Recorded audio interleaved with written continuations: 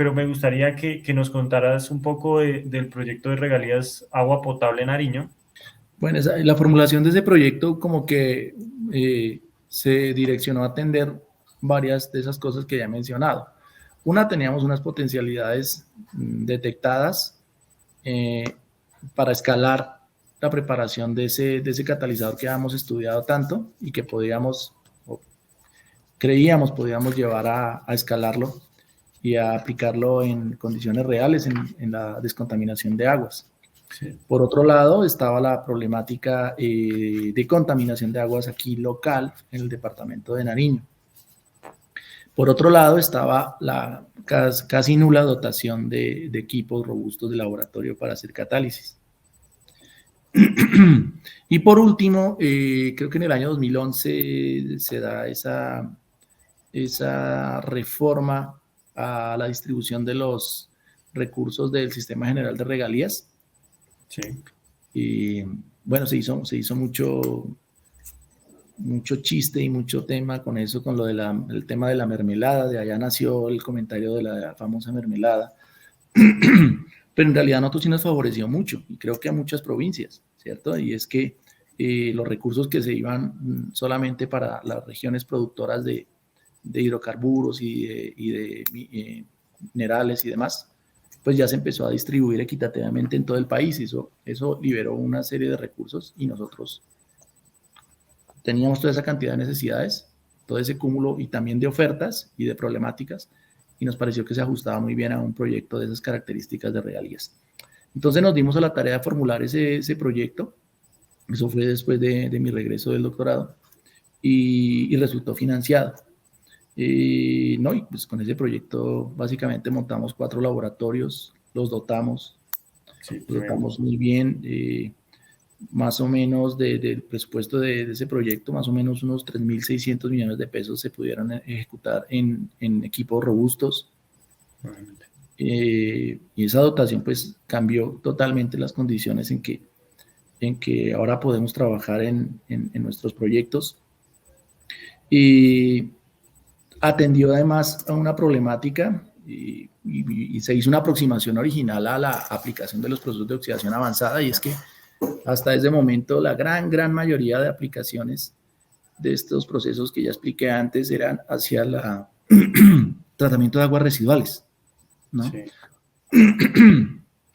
Pero aquí nos dice el departamento, nosotros, pues en realidad no es una prioridad para nosotros aguas residuales. Sí tenemos una problemática, pero no es prioritaria. Nuestra mayor prioridad es agua potable. Existe un índice de calidad del agua potable que se llama IRCA. Entre más alto ese índice, pues quiere decir que hay mayor riesgo de esa agua. Okay. En ese momento, para el año 2014, más o menos, el IRCA promedio de Nariño era como del 48%. Y para uno tener agua de consumo realmente segura, pues debe estar por allá por debajo del 20 o 15%. Terrible. Entonces era una problemática fuerte, y es una problemática bastante extendida en el país, no solo en Nariño, la verdad. Okay. Entonces lo que hicimos, bueno, ustedes necesitan que miremos agua potable. Nosotros sabemos hacer cosas con descontaminación de aguas. Entonces lancémonos a adaptar esta tecnología y aplicando métodos estadísticos, aplicando modelos matemáticos, aplicando todas las herramientas que podíamos tener aquí en la universidad a nivel local, para adaptar esa tecnología y optimizarla a las necesidades de la potabilización de agua. Entonces nos dimos cuenta que en potabilización de agua el mayor potencial de estos procesos está hacia la degradación de materia orgánica natural. La materia orgánica natural son esas sustancias que le dan ese color como marrón, como cafecito al agua de un río, de un lago, ¿cierto? Y no es tan inocente su presencia en las aguas, ¿no? Cuando tiene fines de potabilización. Más allá del color, o sea, que a nadie le gusta tomar agua coloreada, ¿no? Que es puramente organoléptico.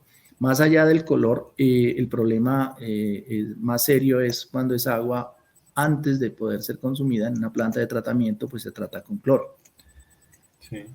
Cuando se hace cloración de esas aguas, pues resulta que esa materia orgánica natural, así esté en unos pocos en unas pocas partes por millón disuelta en el agua, cuando entra en contacto con cloro, pues se forman unos productos pues organoclorados, ¿sí? Como químicos, como que intuimos bastante fácil eso, o sea, cloro en contacto con sustancias orgánicas disueltas, pues compuestos organoclorados. Y nos pusimos a indagar un poco más en ellos y nos dimos cuenta pues que estaban los trialometanos, los ácidos aloacéticos y una cuantiosísima familia de compuestos que se llaman subproductos de desinfección. Muchos de ellos pues son carcinogénicos, incluso en concentraciones muy, muy bajas de partes por billón. Entonces dijimos, hay algo que este proceso de oxidación avanzada puede hacer para mejorar la calidad del agua de consumo, en otras palabras, para bajar el riesgo. Y enfoquémonos en maximizar la eficiencia en la degradación de esa materia orgánica natural. Que finalmente esa materia orgánica natural es materia prima para que se estén formando esos compuestos tóxicos, peligrosos para el consumo humano. Y el segundo gran enfoque fue el tema de la desinfección. Cuando afrontamos esta problemática también nos dimos cuenta que justo por esos años se había acabado de ajustar la normatividad en agua potable, en el sentido de que ahora es necesario que los sistemas de tratamiento, de potabilización, aseguren también la eliminación eficiente de parásitos o de quistes de parásitos, como por ejemplo Giardia y Cryptosporidium. Sí. Y que los sistemas de las plantas de tratamiento de agua potable convencionales no lo hacen, no lo pueden garantizar. Entonces nos dimos cuenta que las plantas de tratamiento de agua potable aquí en Nariño, como las del resto del país, tenían que enfrentar la necesidad de actualizar u optimizar sus sistemas para garantizar la eliminación de esos parásitos. Entonces, una segunda gran pregunta, problema que hicimos en ese proyecto fue, bueno, ¿y no será que esto, teniendo esas especies tan poderosamente oxidantes, no será que de repente también tiene alto poder desinfectante?